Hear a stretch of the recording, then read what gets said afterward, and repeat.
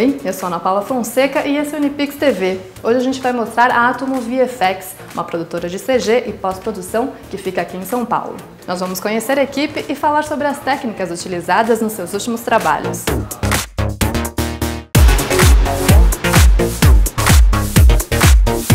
Oi Guilherme, tudo bem? Queria agradecer já, antes de mais nada, o espaço que vocês estão cedendo pra gente. Queria que você falasse um pouquinho de você, do seu trabalho, da Atomo, como que ela começou, conta pra gente. Tudo bem, Rafael? Tudo bem. Seguinte, a gente começou em 2008 com um dos sócios, o Caio. Ele trabalhava na a tratoria fechou. E aí ele acabou juntando os equipamentos lá e para conseguir atender um final de projetos que estavam na casa, que ele conseguiu junto com um dos parceiros da tratoria ainda. Eles seguraram algumas máquinas e eles acabaram efetuando esse trabalho lá entre eles mesmos. Era um trabalho que estava fazendo para fora do Brasil e em seguida ele teve a necessidade de sair dessa casa. E ele alugou um quartinho de 40 metros quadrados. Chamou mais 3 pessoas, a gente colocaram 4 máquinas lá dentro, um servidorzinho, um banheiro, acabou virando um servidor. E isso começou a criar a forma. Veio o André também, que é um parceiro nosso hoje. E ele saiu da Demil, veio para o Brasil, acabou juntando ali com o Caio e montando o começo da Atomo.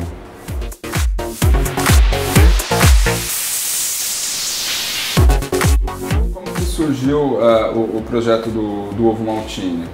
Quem que foi o diretor? O Ovo Maltine foi com a Pródigo, o diretor foi o Carelli. E o Carelli é um dos diretores também que a gente gosta muito de trabalhar. A gente usou várias técnicas, cara, para conseguir chegar a ter esse resultado. A gente usou desde projeção, a gente usou scanner 3D, a gente usou Deep Compositing, a gente usou simulação. Usou a Cortex, que é um dos softwares que o Radek trouxe aqui para a gente conseguir render líquido, pelo, todas essas coisas que são mais complicadas. Então a gente esse trabalho foi um trabalho bem especial, bem complexo e a gente teve que se organizar muito para conseguir executar ele no prazo que a gente tinha. Que esse era o grande desafio, fazer uma onda que entra numa sala do zero e enche um quarto em 5 segundos, sei lá, menos até. A gente tem que trabalhar durante, sei lá, eu não lembro direito, mas um mês talvez, para fazer tudo. Então... E o briefing já veio assim, olha, a gente quer uma onda de ovo maltine. Na verdade, o briefing é uma onda de ovo maltine. Aí começa uma onda de ovo maltine, como que vai fazer, de onde ela vai sair, como é que ela vai encher o quarto, ela vai encher o quarto inteiro ou ela vai cobrir a câmera com splashes e a gente vai ter a sensação de que está enchendo. São vários modos de pensar, de se enxergar a cena, que quem direciona a gente é o diretor. Aí a nossa função é dar ferramentas para eles e dar saída para ele conseguir executar o que ele pensou. É isso que a gente tenta... E antes da gente mostrar e você explicar um pouquinho, eu imagino que deva ser, quando surgem esses desafios, né, de você sempre dar um passo à frente. Né? Então a gente vê muito lá fora, nossa, eles fizeram isso, a gente não imaginava. Então, mas nós também temos os nossos passos à frente. Vamos tentar fazer o que a gente não fez ou que as pessoas aqui não costumam fazer. O próprio Deep Composite, todas essas técnicas que você falou, não é muito comum acontecer aqui no Brasil. Né? E como é que foi a ansiedade do cliente em saber, pô, será que eles vão conseguir, né? Como que na verdade, assim, acho que o trabalho nosso, a gente consegue passar uma tranquilidade porque a gente começa a trabalhar desde a pré. Nesse caso, a gente começa a trabalhar desde o orçamento. Então, no orçamento, a gente preparou um concept com um cara sentado, uma onda de chocolate em cima dele. Então, quando o orçamento foi fechado, mandamos o orçamento, depois de 2, 3 meses ele foi fechado. O cliente já tinha um board na mão dele de como ia ser essa onda. Então antes de ter o fechamento do filme ele já tinha isso na mão. Ele já sabia que a onda ia cobrir o garoto aqui, que tinha um sofá específico, o tamanho da onda em relação ao quarto, isso já estava tudo determinado. Foi determinado por gente no orçamento. A gente fez um concept, mandou para eles aprovaram, mandou para o cliente, o cliente aprovou. Aí entra naquele período que a gente não sabe o que acontece, até aprovar o filme. Aprovou o filme, agora vamos sentar e realmente ver como vai ser executado isso. A gente já imaginava como que ia ser feito. Aliás, a gente só conseguiu fazer aquele board com ele porque o Radek, o Vedran, os 3D, o Caio, todo mundo já estava envolvido nessa história e já sabia que até onde a gente conseguia chegar. Mas foi um desafio.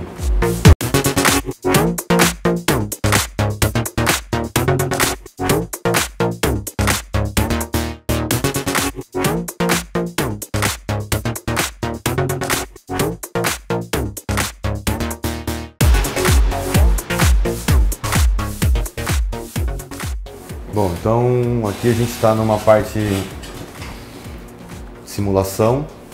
A gente faz a simulação das partículas da onda. Esse daqui é a Cortex. Depois da simulação, a gente precisa render isso. Tá. O jeito de render isso, o pipeline nosso é formado por algumas etapas e uma das etapas é a Cortex. Esse é um software open source que tem no mercado, porém você consegue reescrever algumas coisas nele e adaptar ele para o que a gente precisa. E a gente usou ele para ele conseguir reconhecer as partículas que geramos no RealFlow e passar isso para o Maya. No Maya a gente estava usando o render já estamos no Maya, esse é o software que é o Maya. A gente usa para render o Maya o 3D Light, que também é um software que o Radek trouxe e implementou na casa, que possibilita a gente conseguir render não sei quantas milhões de partículas que tinham aqui dentro. Essa parte de desenvolvimento da simulação, você lembra quanto tempo os testes? Vocês chegaram a fazer testes antes da própria filmagem? Os testes você vê um monte de partícula tem aqui dentro, tá? Eles vão fazendo com menos partículas maiores e fazendo simulações para ser mais rápido. A hora que a gente começa a enxergar algo que está de ok, que está ok, a gente vai e pede para ele simular para a gente com milhões de partículas. E aí isso demora normalmente de um dia para o outro. Você vai embora, vai para casa, vai dormir e volta. Quando você vê, no dia seguinte você tem uma malha de partículas fazendo uma... Só para eu entender, o Cortex, ele na verdade ele vai transferir a simulação para o Maya, ou ele ajuda o Maya a não travar, por exemplo? Não, ele é uma ponte. Ele é uma ponte de todos os softwares que você tem de 3D, qualquer tipo de software, para o Maya. Então qualquer coisa que eu fui trabalhar em outro lugar, qualquer extensão, qualquer outra coisa, ele tem a função de pegar isso tudo que a gente gerou, jogar para dentro dele, reconhecer esses arquivos e gerar um arquivo comum para o Maya. Então ele é uma ponte que para a gente poder pegar isso. Como se fosse um tradutor, vamos dizer assim. E ele é integrado junto com o 3D Light também, então eles trabalham juntos. Então o Radek, quando ele preparou isso tudo para a gente, ele já preparou pensando que a gente tinha que trabalhar rápido, ter o feedback rápido, ter o render rápido, por isso é o 3D Light. Você comentou pra gente sobre projeção de câmera. Fala um pouquinho como é que foi, para que vocês utilizaram a projeção. Então, no começo da conversa, quando a gente entrou nesse projeto, eu mostrei para vocês que era uma sala 3D cinza, bem crua. Aqui nesse momento do projeto a gente já estava com um quarto efetivamente montado. Então a gente tem um sofá, já está aqui, as posições das coisas estão todas. Aqui tem uma câmera projection que a gente fez para deixar o quarto com todos os volumes necessários para a onda bater nos lugares certos e do tamanho certo. Com textura, que a gente pegou, cada objeto desse foi pego no set, botamos no set, tira foto dele 360 graus. A gente usa um jeito de trabalhar que a gente consegue ter todos os modelos aqui dentro. Pode ir para frente. Todos os modelos necessários do quarto. A gente reproduziu tudo no 3D. Legal. Vai um pouquinho mais pra frente.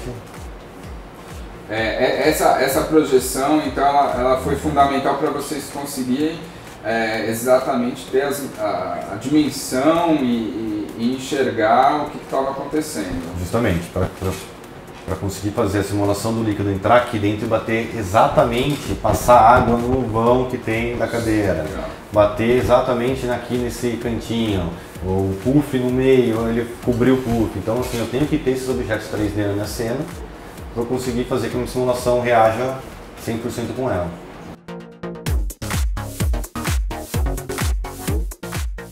O Deep Composite, que horas que entrou quando que foi que teve essa ideia, por que que ela surgiu e por que vocês fecharam? Ela surgiu pelo fato de ter muita máscara numa coisa só. Eu tinha que ter máscara em cima de máscara. Então eu tenho que abrir a onda, bateu aqui, eu tenho que ter a máscara dela soltando, cobrindo a onda que está do lado.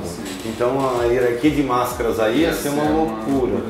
Então a gente optou por fazer isso no Jeep. Bom, se vocês utilizaram o Nuke, né? Utilizou o Nuke para fazer essa composição.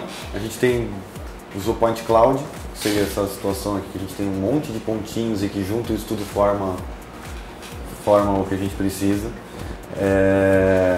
Isso tudo dentro do Nuke já, tá? A gente está fazendo a parte de composição aí, juntando tudo que é de 3D com filmado e com projetado também. Uma pergunta para as pessoas entenderem. Esse Point Cloud, ele é uma referência para quem está fazendo a composição ou ele efetivamente vai se transformar no efetivamente render? Se transforma. Cada ponto tem um monte de informação. Para o pessoal entender o que é o Deep Composite, que é diferente, né, das camadas de layers convencionais que a gente tem, e a gente passa a ter um elemento em 3D. Em 3D dentro, com um monte de pontinho, e cada pontinho desse ele tem uma informação de X, Y, Z, luz e tudo que a gente precisa para conseguir juntar isso com o material que a gente filmou. O render dele, quando ele foi feito lá atrás, o processamento dele, a gente já faz com as informações que a gente precisa para chegar nesse look aqui dentro. Então daqui, juntando com a imagem, é mais um tapa de composição ali para a gente conseguir juntar tudo. Tá. Que aí você tem os passos... a gente tem isso desse jeito assim, tudo Deep Composite, e isso fica uma árvore no nosso Nuke, ele fica uma árvore grande, e a gente junta tudo isso num Node, que ele me libera uma imagem como se fosse a imagem normal que a gente está acostumado a, que é um layer simples. Então a gente trabalha no Deep em cima, depois transforma ele num layer e junta com tudo que precisa. Que controles que você tem no Deep, além da parte da máscara, a parte de correção de cor e tudo, você faz no Deep ou você faz depois que está tudo chapado? Depende. Você tem um controle disso? Tem um controle tanto em um como no outro, justamente. Depende do que você precisa, na verdade. Se eu precisar chegar um pouco mais, puxar mais range, ter mais... Eu vou para a parte que tem trabalho no Deep Composite. Se eu quiser o que eu tenho ali em cima, o meu range já está suficiente para o que eu tenho que trabalhar, eu já posso trabalhar na minha imagem direto lá embaixo. Vocês precisaram reiluminar alguma coisa ou todo esse brilho, tudo é o que já veio lá do... Já veio do aqui. Esse look veio do 3D Light, que é o render que a gente usou. Que então, conseguiu gerar... Ele que possibilita gerar esse motion blur, ele que possibilita gerar essa luz desse jeito, esse highlight assim. Então o Radek, que é o que desenvolve o pipeline, ele ficou responsável em tirar pra gente o render do líquido. Então ele fez o setup desse render, passou pra gente aqui e a gente executou isso pra todo mundo. A parte de luz... Bom, aí a luz, ela enfim, pro ovo maltine, pro líquido do ovo maltine. Enfim, vocês chegaram a usar um HDR, alguma coisa luz assim? A gente sempre vai no set também, tem o André, que é um dos parceiros nossos, ele vai lá, faz tira foto das bolas de metal, prepara o material pra gente, a gente tem um environment todo certinho de relação ao cenário que ele filmou. Então, esse daqui, por exemplo, é o HDR da cena, tá? Vai usado aí. E você, assim, é aquele assunto da parceria, do diretor parceiro. Como que é o trabalho no set? A gente sabe que existem algumas dificuldades no relacionamento, às vezes, com o diretor de fotografia, às vezes com o próprio diretor, com o supervisor de efeitos que está lá. Porque às vezes a gente precisa de uma coisa e não, mas a minha luz é normal, porque está todo mundo procurando fazer o melhor. Como é que funcionou nesse processo? eles estavam abertos, eles já sabiam que a exigência era essa. O cara é super parceiro nessa parte de pós-produção, é um lado que ele gosta bastante. Assim como o Carlão, assim como o Fabião, assim como um monte de diretor que a gente já trabalhou, a parte de pós-produção eles gostam bastante. Então é mais fácil trabalhar com essas pessoas. Legal. Eles entendem a necessidade de parar um set, segura todo mundo, com a bola prateada no meio, vem com um cara tirar 40 fotos, sai e volta de novo o clima de set que eles estão acostumados. Mesmo porque quando acaba, tira a medida das coisas, não pode desmontar, para tirar HDR não pode tirar as luzes. Então ou tá junto ou não sai assim. Não tem jeito. Se for uma coisa corrida ali, se a gente não conseguir fazer o trabalho da pré-produção e da produção na hora do filme, a gente não consegue executar não ter um resultado tão bom como esse daqui. Vocês procuram sempre acompanhar. Toda a premissa. Não dá para filmar sem ter acompanhamento. Porque a gente não se responsabiliza eventuais erros ali. Quando a gente está no set acontece, lógico, mas a gente sabe como arrumar aqui na pós-produção. Agora, bem preparado. De repente vem algo que não foi feito para aquilo, para arrumar ou para ter alguma saída, não é tão simples.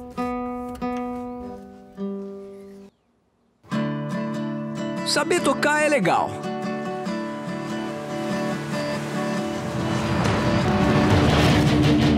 Agora, tocar com os amigos é tudo. Seguindo o trabalho de vocês e toda essa parte de acompanhar a filmagem, efeito, todo o desenvolvimento que você falou, que vocês desenvolvem projetos de motion control, etc. Um filme que eu acho que fez bastante sucesso. Foi também. Da Fiat. Eu acho que por todo o contexto, né? Tinha um negócio que o Ronaldo estava fazendo. Ele estava fazendo para emagrecer no Fantástico. Acho que não tinha não tinha alcançado o peso ideal ali, sim, então eles aproveitaram esse gancho para fazer essa brincadeira com ele. Então a gente acabou filmando com o Ronaldo. Usamos o motion control para fazer o movimento de câmera e substituímos o corpo dele para uma pessoa magra. Então a gente, usando o motion control, possibilita trocar o corpo dele para o corpo da pessoa magra para fazer o mesmo movimento de câmera. E ele faz o mesmo movimento aqui, substitua a cabeça, acerta um pouquinho a composição. Um tapa de cor que você foi do Marcinho, cor também, na Psycho. É engraçado que o grande desafio dessa composição, eu acredito que seja realmente casar, né? Então você tem o desafio desse filme é na filmagem. A filmagem, exatamente. Então explica para o pessoal como é que foi essa filmagem.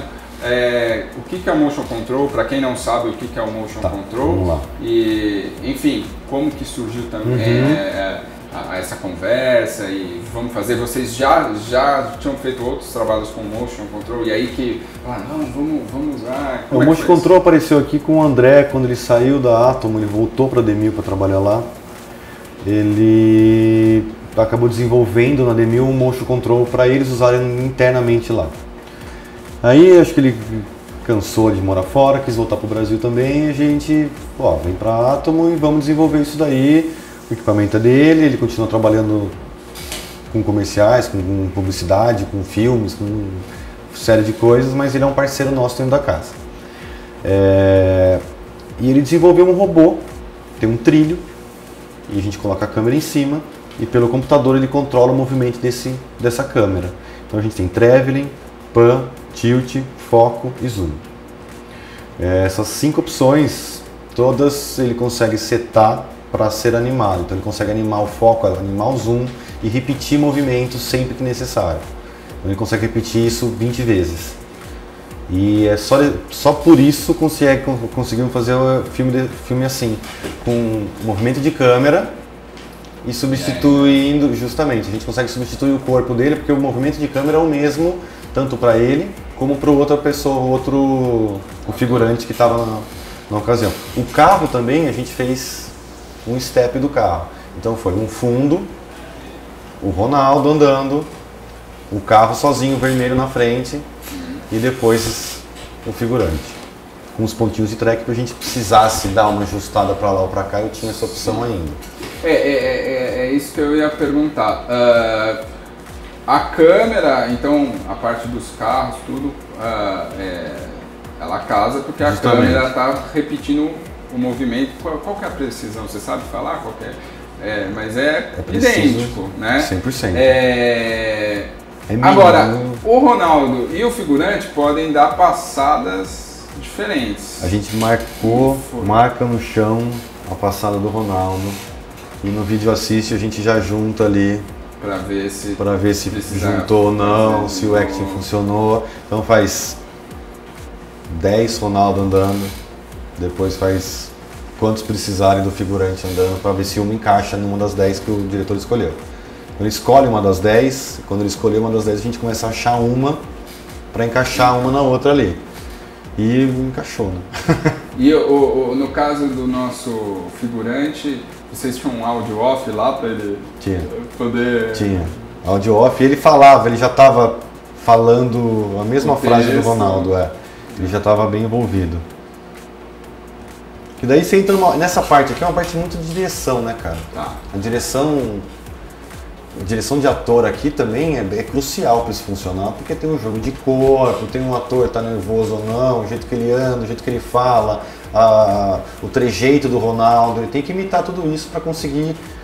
Então ele foi treinando isso conforme foi tendo a filmagem para conseguir ter esse resultado. Agora, tracking efetivamente por conta do motion control, praticamente vocês não... Porque tem muita gente que poderia pensar, não, vamos fazer o tracking do Ronaldo e tal, só que é o que inviabilizaria, né? Porque muitas coisas se movendo de maneira diferente. E a relação, né? Exatamente. A relação do que você está filmando com a perspectiva que tem o rosto do Ronaldo com relação... Essa relação de objeto com a câmera, posicionamento no universo ali, a gente resolve. Esse projeto levou quanto tempo? Esse projeto foi no final do ano, foi quase no Natal a gente entregou ele, sabe? Foi o último projeto do ano, na correria, para conseguir mandar um offline no Natal, no dia 22, 23, e os diretores assistiram e falaram, nossa, deu certo, beleza. Agora vamos trabalhar no começo de janeiro para entregar isso no dia 10. Então tivemos, sei lá, 2 semanas aí. Depois dele, vocês tiveram outros trabalhos com Motion? A gente está usando um agora que está fazendo um filme, a gente usou, o Motion Control. Tem mais uns? Marisa a gente usou também, usou num clipe. Depois então a gente pode vir. Eu acho que a gente podia depois abrir um dia para mostrar ele efetivamente, o equipamento. É um equipamento que, volto a dizer, aquele passo que a gente sempre dá, a gente não vê muito aqui no Brasil. Não vê. Porque eu acho que é um diferencial, é muito legal. Na verdade, viabiliza coisas. Na verdade, hoje a gente também está percebendo que como o mercado não conhece, como os diretores não estão acostumados ou não sabem o que fazer com ele, a gente está acreditando nesse momento que esse equipamento ele é mais uma ferramenta da Atom, um asset da Atom, do que um equipamento para um diretor falar, eu quero fazer um movimento de câmera assim assado. A pergunta aqui não quer calar, genericamente, é caro você colocar no seu projeto Motion Control? Não, a gente justamente fez dessa forma para ele não se tornar um equipamento caro. Ele tanto não é caro, também, para desmistificar um pouco isso. Então ele tanto não é caro que a gente engloba ele no orçamento nosso muitas vezes. Então às vezes em vez de passar isso para a produção, ou para o cliente ou para o produtor, falar, usa o Motion Control assim assado, não tem dinheiro, a gente acaba colocando um valor a mais no nosso orçamento, justifica o Motion Control ali e acaba... O que ele me facilita? O operador, não precisa de rotoscopia, muito mais do que a gente usa aqui dentro. Não precisa ter aquela equipe de rotoscopia enorme que eu precisava ter antigamente, então, porque eu gero um monte de layers, um monte de passo, posso tirar isso por difference, por um monte de coisas. Posso fazer um com fundo verde, outro sem, recorte, entendeu? Então me possibilita muitas coisas. O track, por exemplo, já tiro da câmera, já está pronto. Então, se você for contabilizar isso no tamanho da produção, é mais 2 semanas de trabalho. Legal. E mais alguns trocados aí. Exatamente. O ano novo começou do melhor jeito na Fiat, com tudo reduzido. Olha só. Começando pelo IPI. Toda a linha Fiat com IPI sequinho, magrinho. Guilherme, muito obrigado. Obrigado a você, foi um Valeu. prazer. A gente, ó, marcando Marcar já para o próximo Motion Control, então. Fechado. Combinado. Valeu, galera. Valeu, gente.